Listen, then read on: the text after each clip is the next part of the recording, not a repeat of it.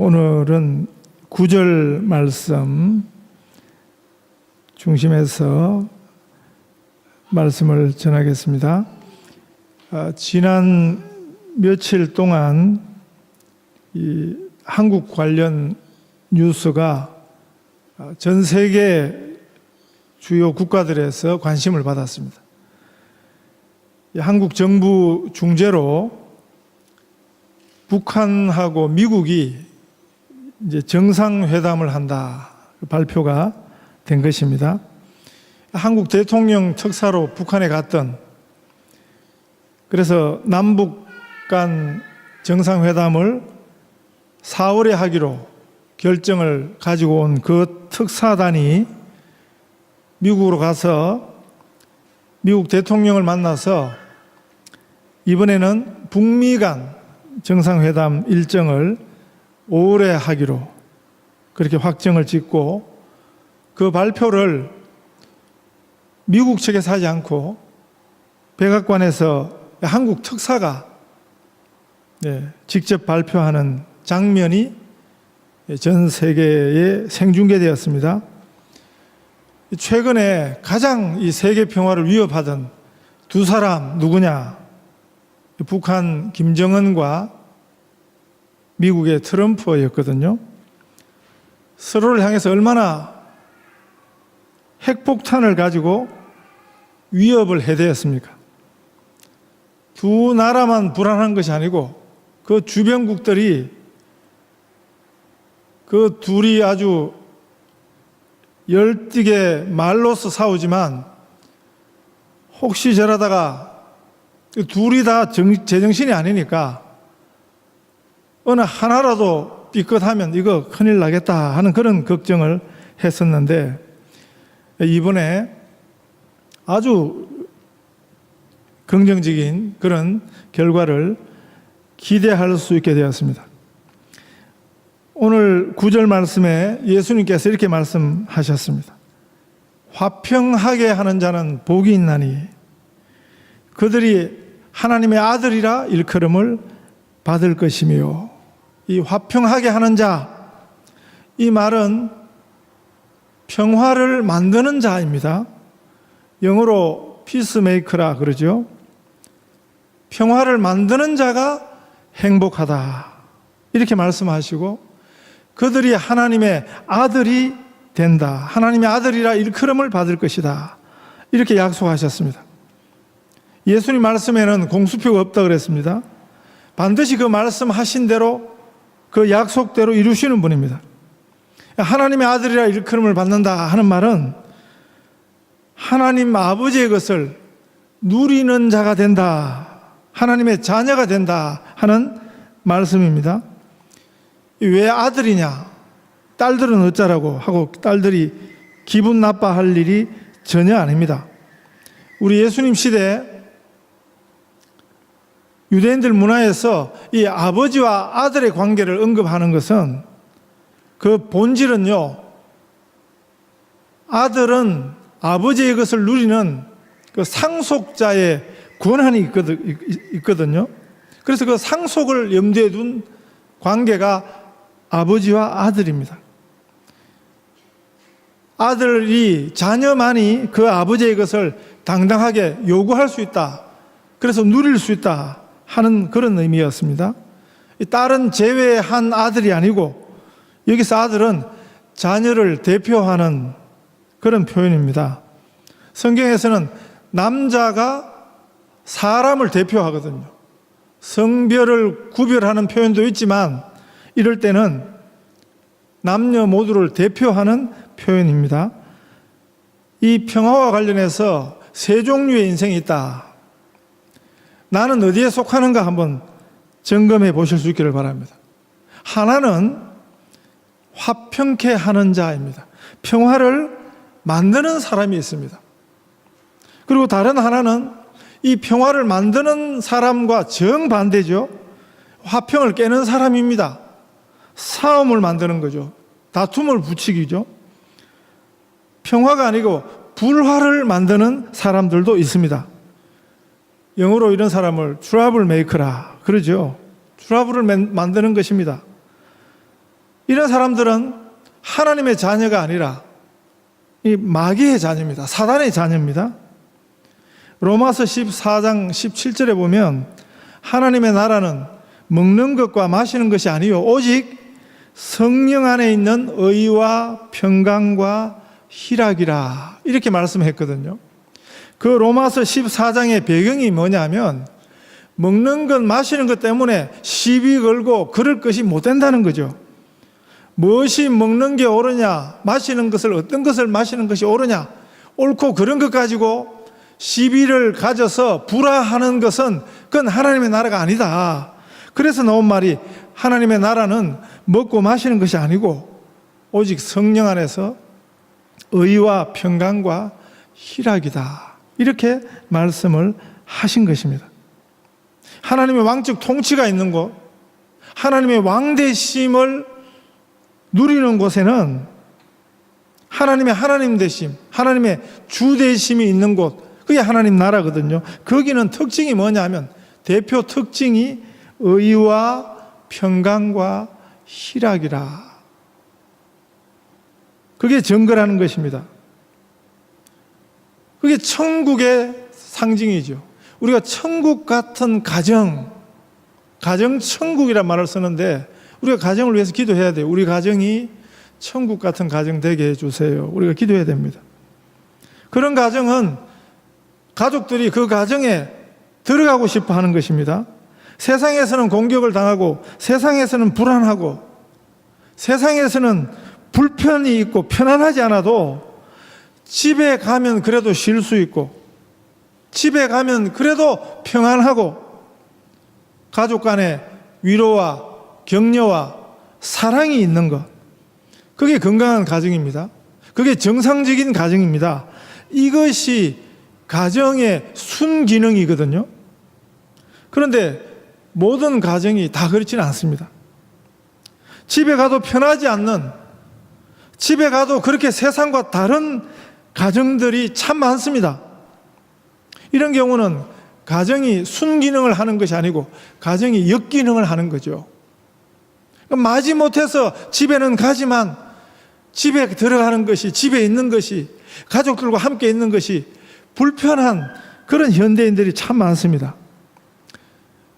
제 친한 목사님 한 분이 그 딸 둘을 여기 아주 이름난 좋은 사립학교에 그 딸 둘을 보낸 분이 있습니다. 그 학비가 굉장히 비싼 곳인데 그 목사님 속한 교단이 그 학교 소유주니까 그 교단 거거든요. 그러니까 이제 그 자기 교단 소속 목사 자녀에게는 학비의 25%만 내도록 했습니다. 그런 특혜를 받고 딸 둘을 그 학교를 다니게 했습니다. 또 딸들이 공부를 잘해서 장학금까지 받으니까 별로 그렇게 학비 부담 없이 학교를 다녔답니다. 그런데 거기 오는 다른 아이들은 뭐 굉장한 집안 아이들이 거기 오는 거죠. 굉장히 부잣집이고, 네? 사회적으로 굉장한 지위가 있는 이런 아이들이 대부분이랍니다. 그래서 같은 학교를 다니니까 친구를 사귀고요. 그러면 친구들끼리 이 집 저 집 왔다 가서 놀러 다니기도 하지 않습니까? 목사님 아이들이 자기 친구들 사는 집에 놀러 갔다 와서는 자기 집하고 너무 비교가 되니까 자기 집으로는 친구들을 데리고 오지 않았대요. 그 목사님네 집을 제가 가봐서 아는데 그렇게 나쁜 집이 아니에요. 네, 새 집을 사서 들어가 가지고 뭐 1층, 2층 돼서 저희 집보다 훨씬 좋은. 그런데 이제 그 딸아이 친구들 집이 너무 좋으니까 아이들이 상대적으로 기가 죽어 가지고, 네, 남의 집에 놀러는 가도 자기 집에는 아이들을 친구들을 잘 데려오지 않았는데, 근데 뭐 계속 그럴 수가 있습니까? 그 다른 친구들이 큰 집 사고 아주 좋은 집 사는 그 친구들이 이 목사님네 왔다 가서는 나중에 하는 소리가 너네 집은 분위기가 너무 좋다.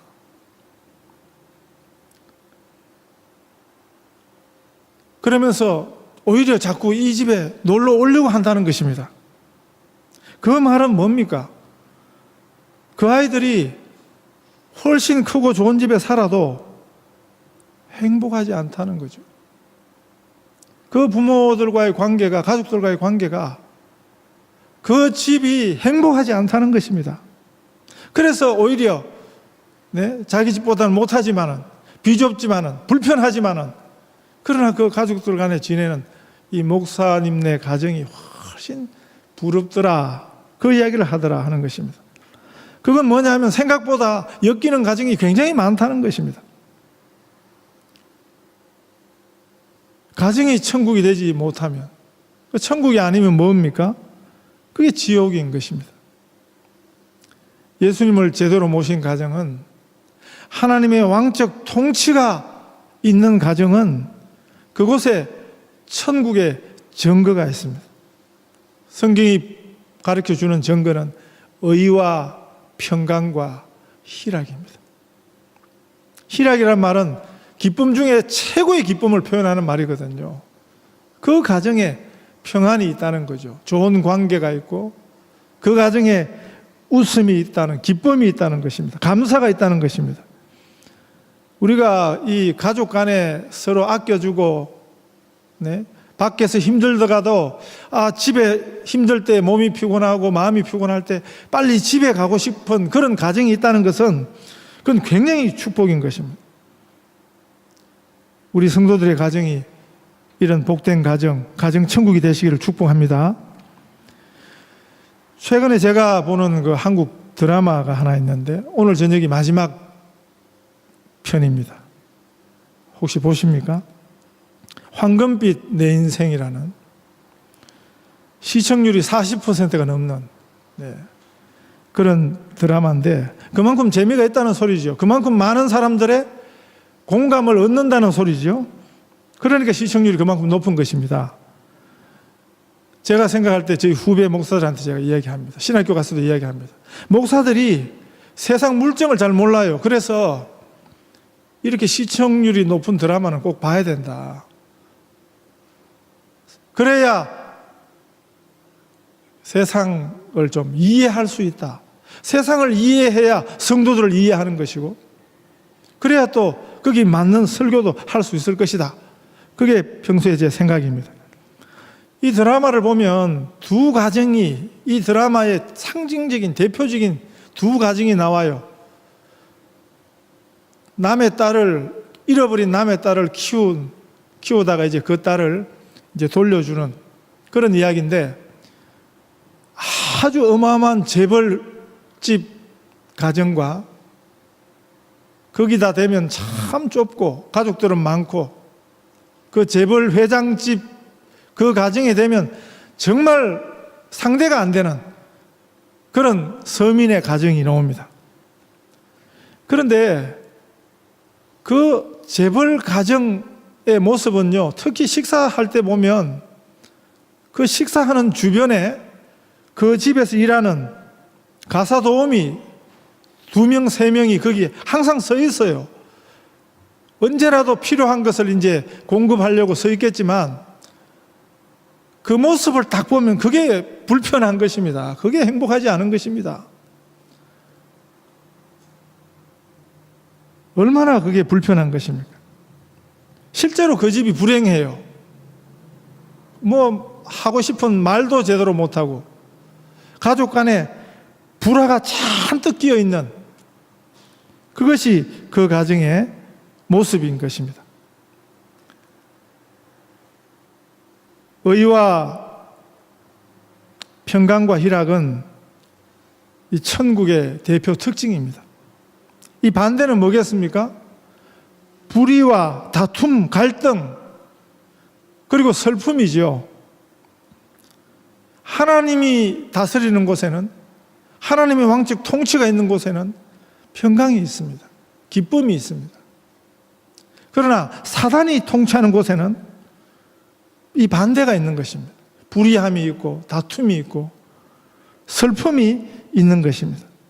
사단은 갈등과 분쟁을 일으키는 제일 배후입니다. 불평과 원망도 사단이 심어준 것입니다. 이 사단성이라는 것, 우리의 죄성은 이 사단의 영향을 받거든요. 가만히 내버려두면 사단에게 꾀임을 받습니다. 사단에게 속는 것입니다. 그래서 절로 지옥으로 가는 것입니다. 이런 죄성을 가진 사람들이 죄성대로 모이면 거기는 반드시 갈등이 생깁니다. 다투고 싸우고 불화를 만듭니다. 어린아이들도 그냥 지네들끼리 놀라고 내버려두면 금방 조금 있으면 애들이 다투어요. 부모들이 절대 너 친구하고 싸워 그렇게 가르치지 않잖아요. 다투지 마, 사이좋게 잘 놀아, 아무리 말해도 별 소용이 없습니다. 아이들만 그런 것이 아니고 싸우는 것은 어른들도 똑같습니다. 싸우는 모양이 다를 뿐입니다. 사람들이 모이는 곳은 항상 전쟁이 있어요. 다툼이 있어요. 그래서 인간 역사는 전쟁사라는 말이 있습니다. 사람들이 있는 곳에 싸움이 있었습니다. 인간 역사에 전쟁이 멈춘 적은 있어도 완전히 전쟁이 없었던 적은 한 번도 없었습니다. 전쟁이 멈추는 것을 휴전이라 그럽니다. 휴전. 휴전은 전쟁이 끝난 게 아니에요. 전쟁이 잠시 멈춘 것입니다. 언제든지 전쟁이 일어날 수 있는 것이 그게 휴전입니다. 휴전 상태입니다. 세상은 진짜 평화를 잘 알지 못합니다. 그러니까 휴전 상태를 보고 평화라고 생각하는 것입니다. 그건 평화가 아닙니다. 성경이 가르치는 평화가 아닙니다. 갈등이 잠시 멈추고 있는 그 상태를 보고 평화라 그러지는 않습니다. 한국이 분단 국가잖아요. 세계 유일 남북 대치 분단 국가입니다. 그 한가운데 휴전선, 철책이 있습니다. 일이 없을 때는 굉장히 평안해 보여요. 그런데 그 평안한 곳이 아닙니다. 24시간 살벌한 긴장, 대치가 끊임없이 있는 곳이 한국의 휴전선입니다. 저쪽 편은 모르겠습니다. 안 가봐가지고. 그러나 남한 휴전선, 철책은 제가 군에 갔을 때 근무했던 곳입니다. 아마 우리 청년들 중에도 군대 갔던 청년들이 철책 근무했던 청년들이 있을 것인데요. 기본이 실탄을 장전해서 그 총을 들고 근무를 씁니다. 수류탄 2발을 언제든지 터뜨릴 수 있는 수류탄 2발을 가지고 근무를 씁니다. 크레모아라는 아주 무서운 대인 살상용 쥐레가 있습니다. 원래 크레모아가 클레이모아 마인이라는 원래 무기 이름인데 철판을 휘어가지고 거기다가 쇠구슬을 수천 발을 달아놓고는 북쪽을 향해서 그걸 설치를 해놨어요. 그 크레모아 격발기를 항상 손옆에 두고 근무를 쓰고 있습니다. 뭔가 이상한 일이 있으면 냅다 그걸 눌러버리면 그 앞으로 오는 거는 사람이든지 동물이든지 그냥 그런 살벌한 곳에 그 휴전선 철책을 지금도 초병들이 근무를 하고 있는 것입니다. 전쟁이라는 것은 꼭 총과 칼로만 하는 것이 아닙니다. 눈에 보이지 않는 전쟁이 더 무섭습니다. 국가가 국가 간 전쟁이 있습니다. 무역 전쟁이 있습니다. 그건 정말 무서운 것입니다. 지금도 나라와 나라 간에 스파이를 보냅니다. 정보 전쟁을 하고 있습니다. 2주 전에 이스라엘 총리가 지난해 7월에 있었던 그 시드니 공항에서 출발해서 터키로 가는 항공기의 그 테러 정보를 이스라엘에서 알고는 호주에 알려줬습니다. 그래서 폭발물을 싣기 전에 그 일당을 잡았습니다. 큰일 날 뻔했죠. 참 다행한 일이지만 한편으로 생각하면 이스라엘 정보부가 호주에서 일어난 일들을 다 알고 있습니다. 얼마나 서로 간에 인근 국가만 감시하는 게 아니에요. 전 세계를 지금 감시하고 있다, 서로가. 그게 전쟁입니다. 남들끼리 그냥 싸우는 게 아니에요. 남남이라서 싸우는 게 아니에요. 모르는 사람이니까 싸우는 것이 아닙니다. 가족 간에도 싸우고, 형제 간에도 싸우고, 부부 간에도, 부모와 자녀 간에도 다툼과 갈등이 있습니다. 심지어는 선교지에 가면 이 복음을 전하러 선교사들이 갔잖아요. 평안의 복음이라 그러거든요. 이 복음을 평안의 복음이라, 화해의 복음이라, 하나님과 죄인의 화해를 시켜주는 평안의 복음이라 그러는데, 그 평안의 복음을 전하러 간 선교사들 간에 어마어마한 긴장이 있습니다. 선교사들 간에 얼마나 치열하게 싸우고 다투는지 모르는 것입니다. 세상만 그런 것이 아닙니다. 교회도 그렇습니다. 한국의 어떤 큰 교회에 영국 유학 갔다 온 젊은 부목사 한 분이 교회 일 때문에 스트레스를 너무 받아가지고 갑자기 절명했습니다. 사인이 뭐냐면 스트레스가 원인이 된 심장마비였습니다. 스트레스의 가장 큰 원인은 뭐였느냐? 교회가 크니까 목사들이 많거든요. 그 목사들 간에 서로 경쟁하고 긴장하게 하고 갈등하는 그것이 제일 큰 스트레스였다. 가족이 그렇게 이야기하고 있습니다. 왜 이렇게 싸우고 갈등하게 되었습니까? 우리 인생의 다툼이 어디서 시작된 것입니까? 성경 말씀은 그 다툼과 갈등, 전쟁 배후에 그 인간 다툼의 근본에 다투게 하는 영이 있다, 불리하게 하는 영이 있다고 보여주고 있습니다. 언제부터가 그랬냐? 첫 번 인간이 하나님을 불순종하고 그 죄로 하나님을 떠나게 되었을 때, 그때부터 근본적인 분리가 시작되었습니다. 하나님과 분리가 되었고요, 사람과 사람 사이에 형제 간의 분리가 되었습니다. 창세기에 보면 첫 번 살인 사건이 형이 아우를 죽인 사건입니다. 그것이 범죄의 결과로 일어난 것입니다. 그때부터 인간 세상에, 역사에 분리의 영이 들어온 것입니다. 사람들은 패를 나눕니다. 그런 습성이 근본으로 생겼습니다. 잘 지내는 것이 그 성품이 아니에요. 기본적이고 자연스러운 습성은 모이면 패를 나눕니다. 이것은 민주주의 이전에, 공산주의 이전에, 이데올로기 이전에, 학교 이전에, 종교 이전에 그 근본적인 분리의 영이 사람들 속에 근본적으로 있었습니다. 여러 모양의 전쟁이 지금도 계속되고 있습니다. 이 다툼을 만드는, 갈등을 만드는 사람들이 그렇게 많다는 것입니다. 우리도 잘못하면 우리의 죄성이 여기에 가깝거든요. 분리하고 갈등하고 다투는데 우리 죄성이 가깝습니다. 그래서 우리가 늘 주의를 해야 되는 것입니다.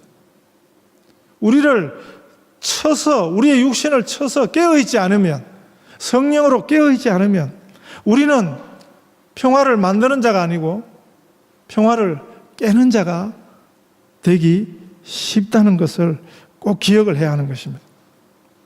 우리는 피스메이커보다 트러블 메이커가 되기 쉬운 그런 습성을 우리가 가지고 있는 것입니다.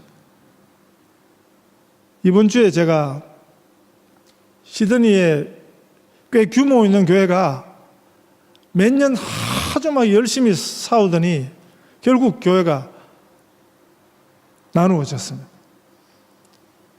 떨어져 나온 교인이 한 250명 떨어져 나온 그 교회 멤버를 제가 만나서 그 교회 이야기를 듣게 되었습니다. 갑자기 250명이 나왔는데 예배 처소를 구하기가 어려웠습니다. 250명 저희 교회는 이거 트면 250명 넘게도 앉을 수 있습니다만은 보통 호주 교회가 250명이 한 번에 예배 드릴 만한 그런 교회들이 잘 없어요. 그리고 뭐 그런 교회가 있다 하더라도 이미 다른 교회가 쓰고 있으니까. 그래서 참 곤란해 하다가 마침 호주 신학교 채플실을 빌릴 수 있게 되었습니다. 한인 목사 한 분이 그 학장한테 소개를 해가지고 그래서 당분간 한 6개월 정도 설 수 있도록 허락을 받고 계약을 하고 첫 주 가서 거기 예배를 드렸는데 첫 주 예배 드리고 나니까 거기 또 어떤 한인 목사가 개입이 돼가지고 결국 첫 주 서고 거기를 못 서게 되었답니다. 갑자기 학장이 태도가 변해가지고 딴 데 가라. 왜 갑자기 약속을 다 해놓고 그러냐? 알고 보니까 네? 한인 목사가 거기 개입이 됐다는 것을 알았다는 것입니다. 호주 목사들은 오히려 적극적으로 도와주는데 한인 목사가 그 지저분하게 회방을 그렇게 악랄하게 하더라 하는 것입니다. 우리가 안 그래도 싸울 일이 많아요. 세상은 뭐 갈등, 다투고 이런 일들이 많습니다. 그러나 그 싸움의 선봉에 서서는 안 되는 것입니다. 그 싸움을 뜯어말리고 싸우는 사람들의 그 불화하는 사람들을 화해시키고 그러지는 못할 망정 우리 하나님의 자녀들이 특히 그리스도인들이 네, 그 싸움을 만드는 불화를 만드는 그런 일을 해서는 안 되는 것입니다. 그건 하나님의 자녀인 우리 성도들에게 하나도 맞지 않습니다. 우리는 평화의 구경꾼도 아닙니다. 남이 해놓은 평화를 얻어 누리는 것도 아닙니다. 그게 평화와 관련된 세 종류 사람이 있다 그랬잖아요. 하나는 평화를 만드는 사람, 하나는 불화를 만드는 사람, 하나는 평화를 그냥 구경하고 평화를 그냥 얻어서 누리는 사람. 이 세 종류인 것입니다. 트러블 메이커보다는 낫겠지만 그러나 우리 예수님이 우리에게 요구하시는 것은 화평케 하는 자는 복이 있나니 평화를 만드는 자는 복이 있나니 그들이 하나님의 아들이라 일컬음을 받을 것입니다. 아주 분명하게 우리를 초대하셨습니다. 평화를 만드는 자로 우리를 예수님이 부르셨습니다. 복을 얻는 자가 아니에요. 복을 누리는 자가 아니에요. 복을 주는 자로 하나님께서 우리를 부르셨습니다. 평화 만드는 자로, 평화의 적극적인 주도자로 하나님께서 우리를 부르셨음을 기억해야겠습니다. 우리 하나님 아버지께서 평화의 하나님이시거든요. 평강의 하나님이시거든요. 진짜 평화, 참 평화는 하나님만 주실 수 있습니다. 우리는 이 평화를 얻었습니다. 이 평화를 먼저 얻은 우리에게 평화를 만드는 자로 우리를 부르시는 것입니다. 평화의 기도라는 유명한 기도가 있습니다. 성 프란치스코의 기도, 잘 알려진 기도 아시죠? 주여 나를 당신의 도구로 서주소서. 미움이 있는 곳에 사랑을, 다툼이 있는 곳에 용서를, 분열이 있는 곳에 일치를, 의혹이 있는 곳에 신앙을, 그릇됨이 있는 곳에 진리를, 절망이 있는 곳에 희망을, 어두움에 빛을, 슬픔이 있는 곳에 기쁨을 가져오는 자 되게 하소서. 위로받기보다는 위로하고, 이해받기보다는 이해하고, 사랑받기보다는 사랑하게 하여 주소서.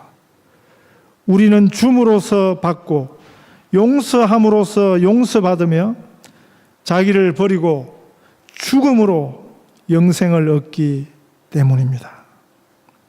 평화에 관하여 이런 적극적인 기도와 태도가 필요합니다. 이렇게 평화를 만드는 자로, 이 행복한 자들로 우리를 예수님 초대하십니다. 그래서 진정한 하나님의 아들, 자녀들 되는 참 행복이 우리 성도들에게 있으시기를 축복합니다.